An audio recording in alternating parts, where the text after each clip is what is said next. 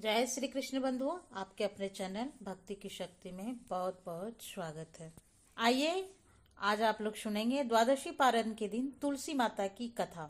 जो भी भक्त सच्चे श्रद्धा के साथ भगवान विष्णु का पूजन करते हैं, भगवान शालिग्राम का पूजन करते हैं, माता तुलसी का पूजन करते हैं, एकादशी का व्रत करते हैं, इससे भगवान श्री हरि विष्णु अति प्रसन्न होते हैं और अपना कृपा प्रदान करते हैं। एकादशी का व्रत जो कि सभी प्रकार के पापों को नष्ट करने वाले हैं और व्यक्ति के जब पाप और ताप नष्ट होते हैं तो उसके पुण्य का उदय हो पाता है और सभी प्रकार के फिर सांसारिक सुखों की प्राप्ति होती है। हिंदू धर्म में तुलसी का बड़ा ही विशेष महत्व माना गया है और माता तुलसी जो कि अपने भक्तों के सभी प्रकार के पापों को नष्ट करने वाली है और भगवान विष्णु को जो कि तुलसी दल अति प्रिय होते हैं। बिना तुलसी दल के भगवान विष्णु उस पूजन को स्वीकार नहीं करते हैं और जहाँ पर भी तुलसी का वृक्ष होता है वहाँ पर यम के दूत भी असमय नहीं आते जाते। इसलिए चाहिए कि माता तुलसी का पूजन करें और तुलसी वृक्ष के नीचे जो कि दीपक जलाना चाहिए। इससे माता तुलसी अपना कृपा प्रदान करती है। माता तुलसी का विवाह जो कि भगवान शालिग्राम के साथ विधि विधान के साथ कार्तिक के महीने में किया जाता है और प्रत्येक दिन भगवान विष्णु का पूजन करना चाहिए। भगवान विष्णु के पूजन के साथ साथ माता तुलसी का पूजन करते हुए कथा का भी श्रवण करना चाहिए। इससे भगवान विष्णु और माता तुलसी का कृपा प्राप्त होती है। तो आइए सुनते हैं द्वादशी पारण के दिन तुलसी माता की कथा। तो तुलसी माता से जुड़ी हुई एक कथा जो कि बड़ी ही प्रचलित है। श्रीमद् देवी भागवत पुराण में इसके दिव्य अवतरण की दिव्य लीला कथा भी बताई गई है। एक बार भगवान शिव ने अपनी तेज को समुद्र में फेंक दिया। उससे एक महातेजस्वी बालक ने जन्म लिया।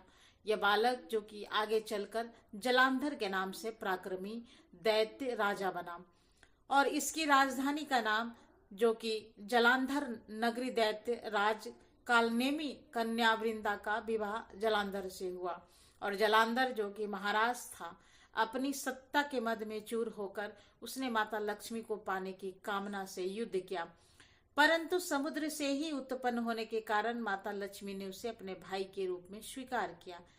वहां से फिर पराजित होकर वह माता पार्वती को पाने की लालसा से कैलाश पर्वत पर पहुंच गया और भगवान देवादिदेव शिव का ही रूप धारण कर माता पार्वती के समीप गया, परंतु माता ने अपनी योग बल से उसे तुरंत ही पहचान लिया तथा वहां से अंतर्ध्यान हो गई।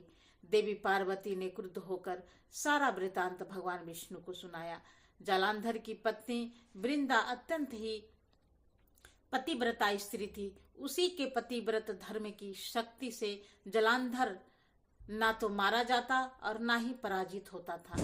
इसलिए जलांधर का नाश करने के लिए वृंदा के पतिव्रत को भंग किया बहुत ही जरूरी था। इसी कारण भगवान विष्णु ऋषि का वेश धारण कर वह वन में पहुंचे। वहां वृंदा अकेली ही भ्रमण कर रही थी, वहां पर घूम रही थी और भगवान के साथ जो दो मायावी राक्षस भी थे जिन्हें देखकर वृंदा भयभीत हो गई। ऋषि ने वृंदा के सामने पल में दोनों को भस्म कर दिया और उसकी शक्ति को देखकर वृंदा ने कैलाश पर्वत पर महादेव के साथ युद्ध कर रहे अपने पति जलांधर के बारे में पूछा। ऋषि ने अपने माया जाल से दो बानर को प्रकट किए। एक बानर के हाथ में जलांधर का सिर था तथा दूसरे के हाथ में धड़ था। अपने पति की यह दशा को देखकर वृंदा मूर्छित होकर वहीं पर गिर पड़ी। होश में आने पर उन्होंने ऋषि रूपी भगवान से विनती की कि वह उसके पति को जीवित करे। भगवान ने अपनी माया से पुनः जलांधर का सिर धड़ से जोड़ दिया, परंतु स्वयं भी वह उसी शरीर में प्रवेश कर गए। वृंदा को इस छल का जरा भी पता न चल पाया।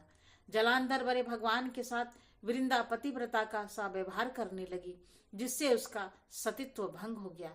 ऐसा होते ही वृंदा का पति जलांधर जो भगवान शिव से युद्ध कर रहा था वह युद्ध में हार गया और मारा गया। इस सारी लीला का जब वृंदा को पता चला तो वह क्रुद्ध होकर भगवान विष्णु को जो कि शिला होने का शाप दे दिया तथा स्वयं श्री सती हो गई।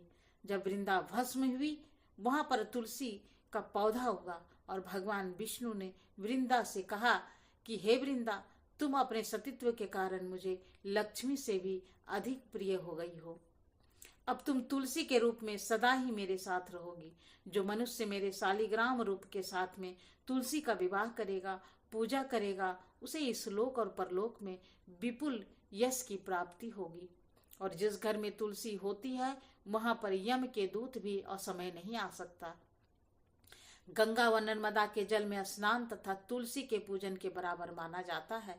चाहे मनुष्य कितना भी पापी क्यों न हो, मृत्यु के समय जिसके प्राण मंजरी सहित तुलसी और गंगा जल मुख में रखकर निकल जाते हैं, वो पापों से मुक्त होकर बैकुंठ धाम को प्राप्त होता है।